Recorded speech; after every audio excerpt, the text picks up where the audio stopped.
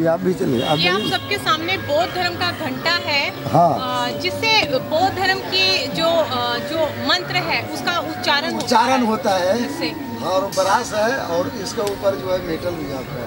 अच्छा, ये मेटल का बना हुआ है। ये जो दिया था ये इसमें वाकई में आवाज आ रही है ना, ये देखिए, ये टूट गया ही चलते, नहीं तो मारते हैं आवाज। क्या मंत्र है? ओम बुद्धम शरणम गच्छामि, ओम बुद्धम शरणम गच्छामि, धम्मम शरणम गच्छामि, संघम शरणम गच्छामि। इस तरह से उसका बुद्धिस्ट सूत्र का ये जो है साउंड इससे निकलता है। अच्छा, बुद्ध सूत्र का जो साउंड है वो इस घंटे से निकलता है। अगर आप देखें जो बौद्ध धर्म अगर हम इस घंटे को बजाते हैं तो वो साउंड इसमें से निकलता है। जो बौद्ध धर्म वाले जो है ये इसको डोनेट किए हैं, नालंदा में, बोध गया में, सभी अच्छा, जगह। बौद्ध धर्म जो है उन्हीं के द्वारा ये डोनेट किया गया है, दान में दिया गया है। अब चल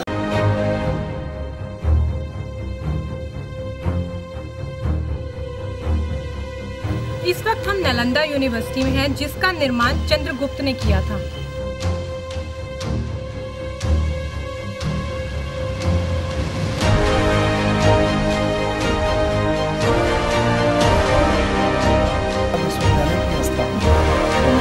कुमार गुप्त ने इस विश्वविद्यालय की स्थापना 500 AD में किया।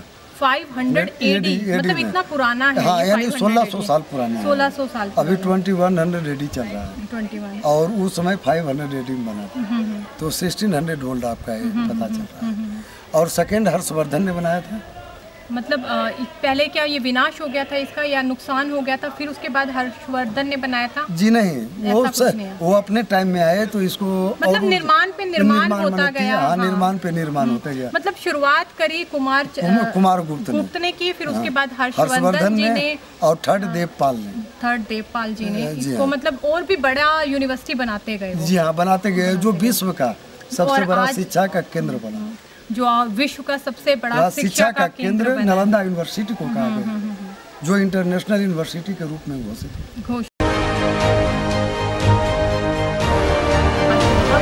इसका ये पूरा विनाश कैसे हुआ बताते हैं। जैसे खिलजी अफगानिस्तान से आए और उन्होंने ये पूरा जो नालंदा यूनिवर्सिटी है उसे जला दिया, जो 6 महीने तक लगातार चलता रहा। तो आप इसके बारे में मुझे थोड़ा सा बताइए, हमारे दर्शकों को थोड़ा बताइए। बख्तियार खिलजी ने, नालंदा अलाउद्दीन बख्तियार खिलजी ने 12वीं शताब्दी में यहाँ का लाइब्रेरी में आग लगाया। तो 6 मंथ तक रेगुलर बर्निंग होते रहा। ये बात सही है क्योंकि 1600 साल पहले कागज़ का आविष्कार नहीं हुआ था। मतलब कागज का आविष्कार नहीं था, तो बच्चे फिर किस पे लिखते थे? उस टाइम कॉपर लेटर था, ताम्र पत्र होते थे और उसके अंदर भोजपत्र होते थे। इसीलिए जलने में वक्त लगा और 6 महीने से ज्यादा लग गए। जलती रही यूनिवर्सिटी। जी हाँ।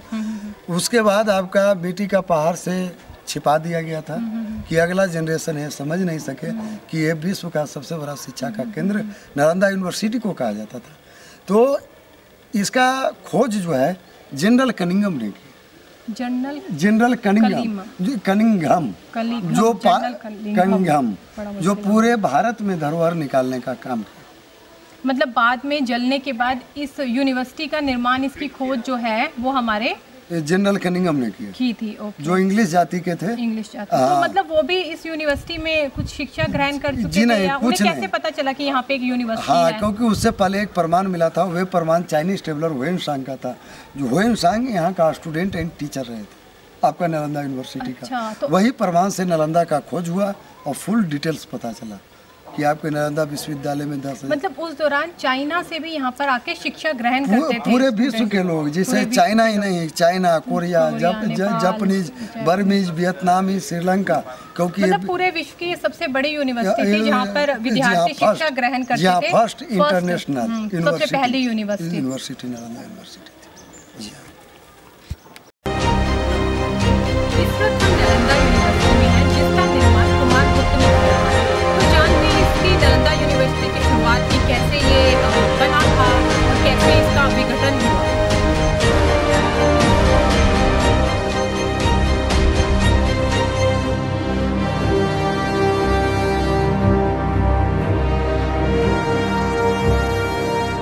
ये नीचे ग्राउंड लेवल है, उसके छत पे हम लोग खड़ा हैं, गुप्ता डायनेस्टी में। बीच में हर्षा डायनेस्टी, इसके ऊपर पाला डायनेस्टी जो बता रहे थे। खुदाई के बाद दिखा रहा है, तो खुदाई के बाद हॉस्टल रूम मिला, एक विद्यार्थी का एक कमरा मिला। 10,000 विद्यार्थी, 10,000 कमरे थे सर। कमरे का साइज बड़ा था, ये मेंटेन में छोटा हुआ है। आगे मैं फुल्ली साइज दिखाऊंगा। ये ग्राउंड लेवल पे है, उसके छत पे है। विश्वविद्यालय नाम पड़ा हर्षवर्धन के टाइम में। हर्षवर्धन राजा है, ढेर सारे धन लगाए, विधि व्यवस्था में बदलाव किए, बुद्धिस्ट सर्किट का पढ़ाई जब स्टार्ट किए, प्लस साइंस जो है यहाँ पाली से स्टार्ट हुआ था। यहाँ 108 सब्जेक्ट तक गया, तब पूरे विश्व का 108 सब्जेक्ट, 108 सब्जेक्ट टोटल हुआ। Astronomy, metaphysics, philosophy, medicine, logic, grammar, Pali सारा सब्जेक्ट होता था। यहाँ पास होने के बाद आपसे चॉइस पूछा जाता था कि आप कौन सा सब्जेक्ट पढ़ना है। यदि आप मेडिसिन बोले तो मेडिसिन का बिल्डिंग में, सर फिलोसफी बोले तो फिलोसफी का बिल्डिंग में। 3 साल का कोर्स होता था, पास किए तो ठीक है, नहीं तो सेकेंड टर्म पूरा करना होता था। यहाँ पास होने के बाद मेनली बुद्धिस्ट बनना पड़ता था। माथा मुंडन होता था, ऑरेंज कलर का चीवर होता था, चाहे कोई भी धर्म का हो, सनातन धर्म का या बौद्ध धर्म का या जैन धर्म का। तो इसी तरह से आपको एड्रेस में आना होता था। 3 साल में आप अपना कोर्स करके और अपने धर्मों में परिवर्तन करते। हाँ, उसमें कोई नहीं। तो ये अलग बिल्डिंग बना हुआ है, वो अलग बिल्डिंग। ये लाइन में 108 बिल्डिंग बना हुआ था, 10,000 छात्रों का व्यवस्था था। 108 बिल्डिंग में भी 11 बिल्डिंग मात्र मिला है। जो भी खुदाई हुआ 1915 से 37 तक, 22 साल के अंदर 1 वर्ग किलोमीटर का खुदाई हुआ, बाकी ज़मीन खाली है, जो अभी मैं दिखाऊंगा। अभी नई खुदाई 1 साल पहले आगे से स्टार्ट किया है।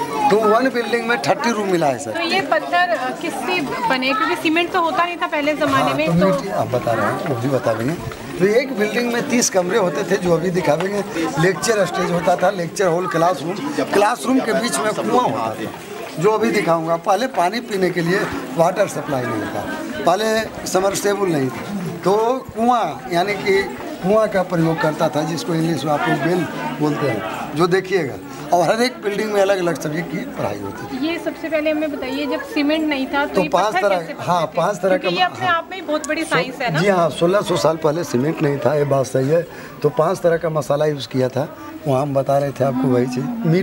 मिट्टी, हाँ अभी फिर से समझ लीजिए। चूना, सुर्खी यानी ब्रिक्स पाउडर, ईंट का पाउडर, दलहन, उड़द दाल का पाउडर एक दूसरे से चिपकता था। और आवा, हाँ और आवा, गुड़ का पानी, मीठा, जिसको मीठा भी आप लोग बोलते हैं, गुड़ का पानी, गुड़ भी बोलते हैं लोग, सब अपने अपने। तो मीठे से चींटियां नहीं आएंगी? जी नहीं, इसमें नहीं है। देखिए आप एकदम अभी खुदाई के बाद भी नहीं, और उस टाइम भी नहीं। देखिए वो सब प्लास्टर मिला है, अभी मैं दिखाऊंगा।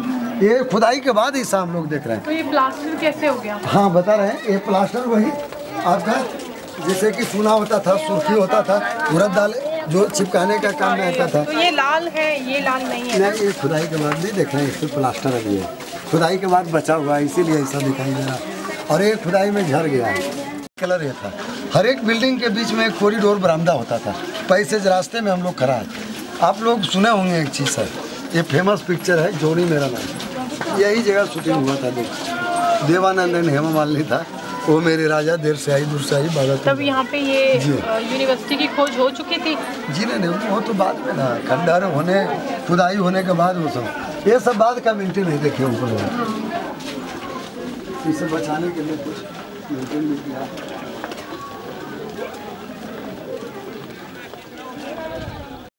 हाँ, तो ये जो चारों तरफ प्लेटफार्म टाइप का है, ये सब मेडिटेशन यानी ध्यान करने का केंद्र था।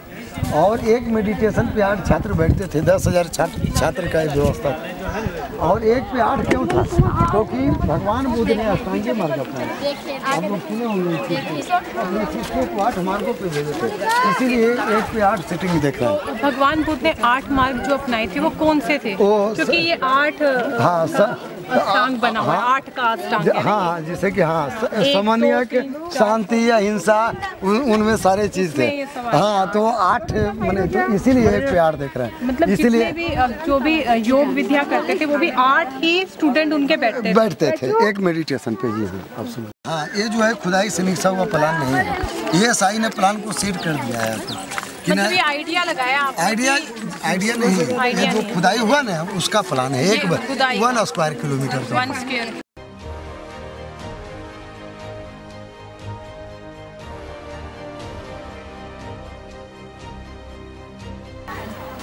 एक मिनट। ये सब क्या है? हाँ, ये तो प्लान आपका है। तो नालंदा विश्वविद्यालय 2 भाग में बना, विभाजित था। फर्स्ट मोनास्ट्री यानी हॉस्टल जो बता रहे थे, 10,000 छात्रों का पढ़ना लिखना रहना। सेकेंड लाइन बुद्धा टेम्पल देखिए, पूजा और ध्यान करना, ये लाइन पूरे। ये नालंदा का मेन हिस्ट्री है। देखिए स्तूपा जो वहाँ बता रहे थे ना, जो लंबा वाला देख रहे हैं, देखिए जिसका नाम है सारिपुत्र स्तूप, जो लॉर्ड बुद्धा का मेन फॉलोअर्स थे, मेन डिसाइपल, उन्हीं के नाम पे स्तूप बना था। तो मेन टेम्पल यानी प्रधान मंदिर को स्तूप बोलता था पाली लैंग्वेज में, और छोटा छोटा बौद्ध मंदिर है वो बोलता था चैत्याज। चैत्याज जी मतलब हाँ। छोटे मंदिरों को चैत्याज, जी हाँ, और बड़े वाले को हम स्तूप, स्तूप पाली लैंग्वेज, छोटे वाले तो वही मेन हिस्ट्री है जो मैं बताऊंगा। देखिए 108 बिल्डिंग बता रहे थे ना, अभी 11 बिल्डिंग मिला है। एक बिल्डिंग में 30 रूम बता रहे थे ना, एक विद्यार्थी का एक कमरा बता रहे थे ना, अभी दिखावेंगे। तो ये सब क्या है? हाँ, ये लेक्चर स्टेज है। अच्छा। लेक्चर हॉल, बीच में कुआं है जो अभी मैं दिखाऊंगा। तो ये सब रूम्स होते थे, इसके साथ टॉयलेट्स वगैरह भी अटैच होते थे? हाँ, वो हम सारी चीज़ अभी दिखावेंगे। तो 108 में 11 मिला है, और ये जो यही कॉरिडोर से हम लोग आए हैं बरामदा से, अभी हम लोग यहाँ पे खड़े हैं, अभी हम लोग इसके अंदर चलेंगे। मतलब इतने सारे रूम्स होते थे, ये देखिए हाँ। आपके सामने है ना। हाँ, ये अभी हमने सिर्फ यही देखा है। इतना नहीं, 1 बिल्डिंग में 30 रूम होता था। हाँ। और पूछ ही दिए आप तो 2 रूम जो है ड्रेन रूम होता था, जो बाथरूम स्नानागार का काम करता था। यानी एक बिल्डिंग में 32 कमरे पाए गए हैं।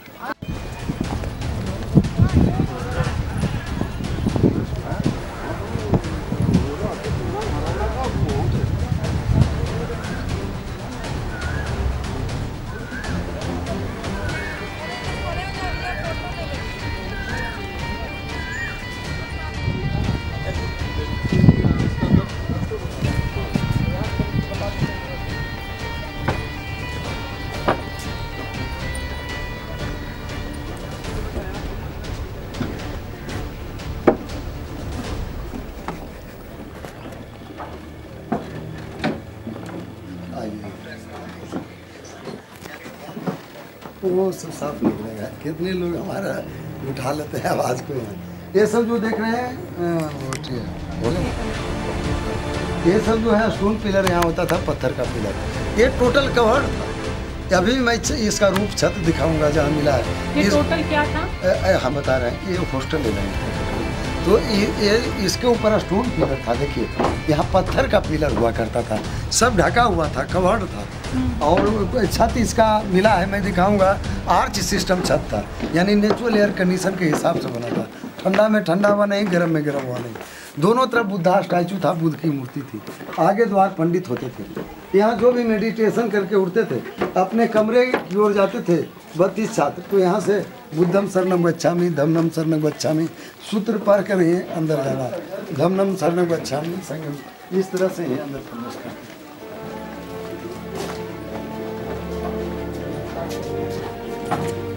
विख्यात यूनिवर्सिटी है। मतलब सच कहें तो ये अपने भारत के लिए गर्व की बात है जो आप ये यूनिवर्सिटी देख रहे हैं। वाकई में हमें आज मुझे अपने आप पे बहुत ही ज़्यादा गर्व हो रहा है कि मैं हिंदुस्तान से हूँ, एक ऐसी सभ्यता से हूँ जो 10 किलोमीटर तक हमारी यूनिवर्सिटी बनी थी। बहुत पुराने 10 किलोमीटर लंबा, 5 किलोमीटर। 12 किलोमीटर। एक विद्यार्थी का एक कमरा इतना बड़ा होता था। मतलब अगर आज भी हम इन पत्थरों को देखें तो ये काले हैं, जले हुए हैं। जले हुए हैं। मतलब खली के द्वारा साफ पता चलता है कि यूनिवर्सिटी कितनी बुरी तरह जली थी। 6 मंथ। और ये काले पत्थर जलने का पूरा वर्णन कर रहे हैं। और अब स्टोर रूम में भी वर्णन कर रहा है। रिफ्लेक्स होकर लाइट करवाता था। डे में सन से, नाइट में मून से। अमावस्या की रात एवं वर्षा के टाइम में यही का प्रदीप जलाता था। ठीक है, जो अभी मिला है आपका माइका स्टोन जो है एक्सकेवेटेड खुदाई में, जो मैं दिखाऊंगा। मोबाइल का लाइट मार गया तो चम चम करेगा, एकदम रंगीन हो जाएगा। तो इस तरह का लाइटिंग होता। देखिए इसके ऊपर छत भी होते थे, आर्च सिस्टम छत। अभी मैं दिखाऊंगा इसका रूप कैसा होता था, जो अभी मैं दिखाता हूँ। ये सब बात कर रहे हैं, ये सारे स्टूडेंट रूम।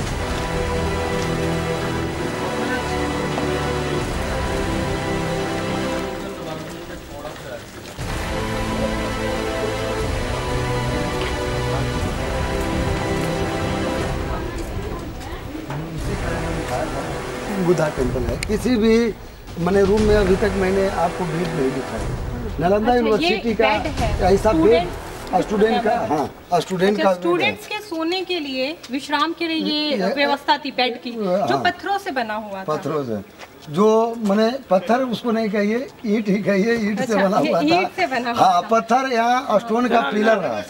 और देखिए इसके ऊपर पाला टाइम में ऐसा बेड मिला है, सिंगल बेड भी, डबल बेड भी। लेकिन कुमार गुप्त हर्षवर्धन में ऐसा नहीं होता था।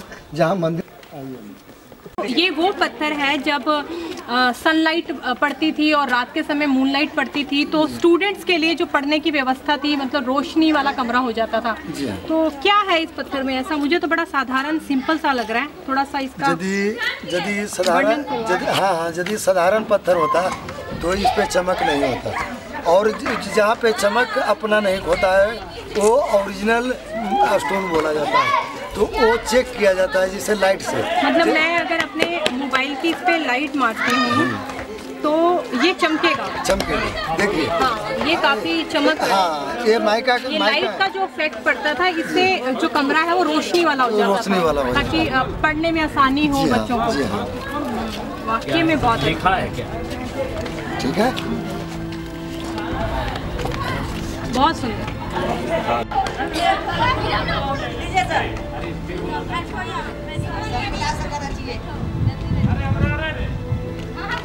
यूनिवर्सिटी 3 राजाओं के द्वारा बना।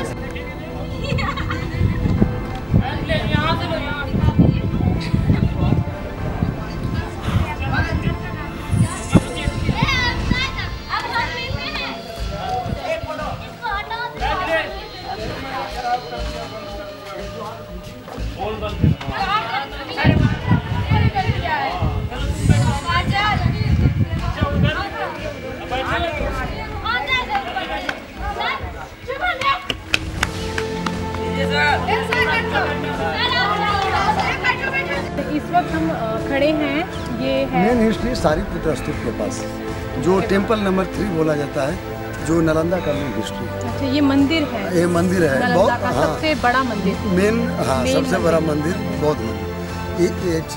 ये जो है लेक्चर हॉल है, क्लासरूम, इसके आगे लेक्चर हॉल। ये जो हम लोग सीढ़ी के नीचे टेढ़ा मेढ़ा देख रहे हैं, वो धनुष का आकार है, वो पहला राजा का सिंबल है।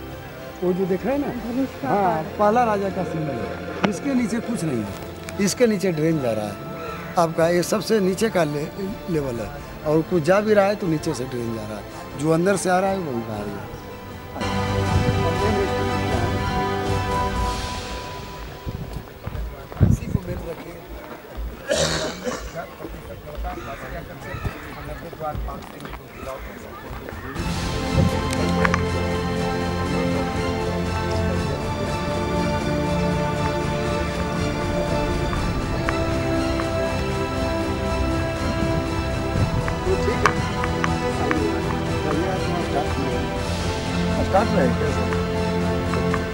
दो भाग में बता रहे थे ना, एक भाग तो आपका मोनास्ट्री हॉस्टल हो गया, दूसरा लाइन बुद्धा टेम्पल हो गया।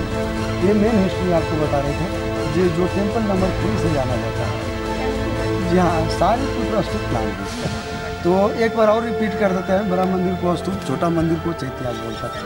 सारीपुत्र, बड़े मंदिर को स्तूप, और छोटे मंदिर को चैत्यास। सारीपुत्र भगवान बुद्ध का प्रधान शिष्य हो गए। सारीपुत्र का जन्म स्थान जिस बिल्डिंग में हुआ था, वही बिल्डिंग में महापरिनिर्वाण हुआ, यानी मृत्यु हुई। भगवान बुद्ध इस रास्ते से कब जा रहे थे? 600 BC में, यानी 2500-2600 साल पहले। ये सब एरिया में आपका कुछ नहीं बना हुआ था, जंगल था। बुद्धा के आने के 1000 साल के बाद आपका यूनिवर्सिटी बना है।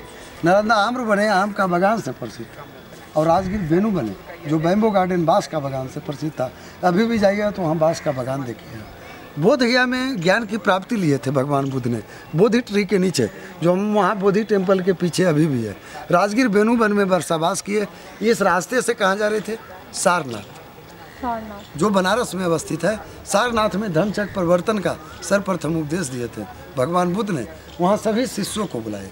इनके शिष्य आनंद भी थे, सारीपुत्र थे, महामोगलायन थे, जो सांची स्तूप आप लोग बोलते हैं, भोपाल में पड़ता है, उसी का नाम है महामोगलायन स्तूप। भगवान बुद्ध का 2 प्रधान शिष्य, एक सारीपुत्र और एक महामोगलायन। तो सारीपुत्र नालंदा में स्तूप बना हुआ है, महामोगलायन स्तूप आपका सांची स्तूप के नाम से जाना जाता है, जो भोपाल। ढेर सारे, सबसे ज़्यादा हिट लीजिए सारीपुत्र। इन्हें बौद्ध धर्म सेनापति बनाया। बुद्धा के बाद यहाँ किसी का पूजा होता है तो सारीपुत्र, इसकी पूजा कौन करता है? बुद्धिस्ट लोग।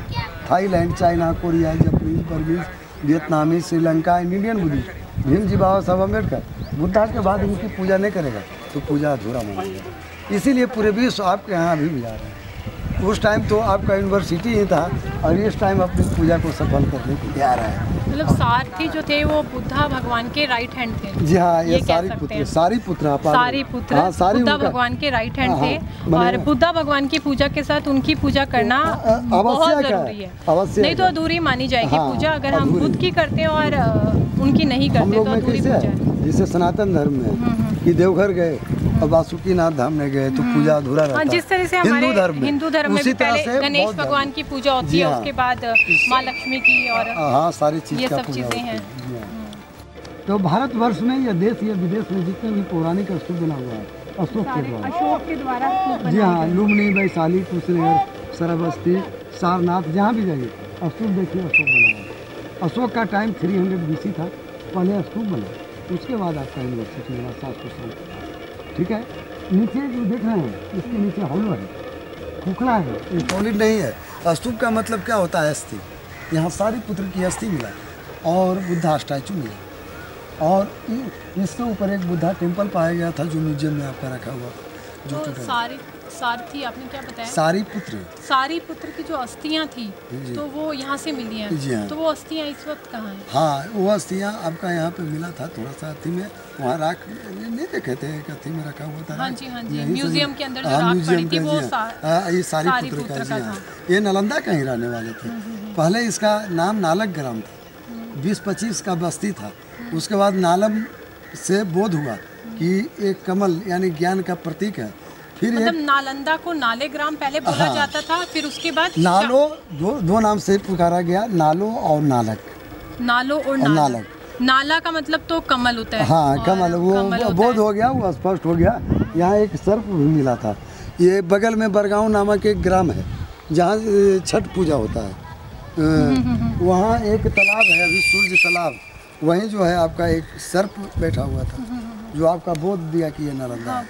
और एक चीज़ और, इसके ऊपर प्लास्टर था और इसमें मिला था, मैंने खुदाई में इसमें मैंने टूट गया, झर गया, काफ़ी वर्ष हो गया। तो नालम ददाती इति नालंदा जो संस्कृत वर्ड में लिखा हुआ था, जो अशोक ने लिखा था, इसका मतलब हुआ कि नालंदा, नालम ददाती इति नालंदा। ठीक है, 84,000 स्तूप टोटल बनाया और सिर्फ इंडिया के अंदर नहीं।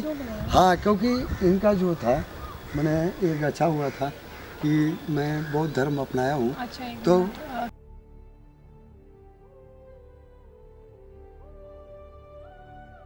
मुख्य है। तो टोटल आप हमें ये बताइए कि कितने स्तूप राजा अशोक ने बनवाए थे और कहाँ कहाँ बनवाए थे? हाँ, राजा अशोक ने 84,000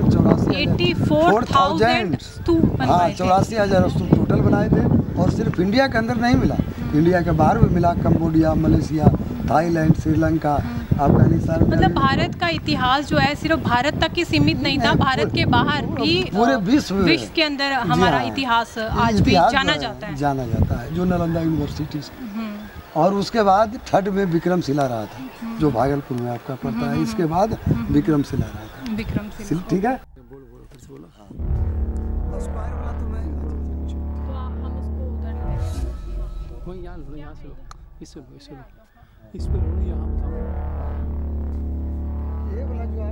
देख रहे हैं? हाँ, नहीं मैं बात कर रही हूँ। अच्छा, ये तो स्तूप हो गया, लेकिन ये जो गोल सर्कल में है ये क्या चीज़ है? इसे देखिए, बुद्धिस्ट लोग मनौती स्तूप बोलता है, हम लोग मनौती स्तूप। ये क्या होता है? इंग्लिश में भोटिव स्तूपा बोलता है उन लोग, लेकिन हम लोग समाधि से समझे। टीचर या स्टूडेंट किन्हीं का नेचुरल डेथ हो जाता था तो जलाकर उसका एसेज राख को धर देता था। खास करके इंडियन का नहीं होता था, फॉरेनर लोगों का। चाइना से आने में सालों लगता था, नाव के किनारे से आते थे पार होते हुए।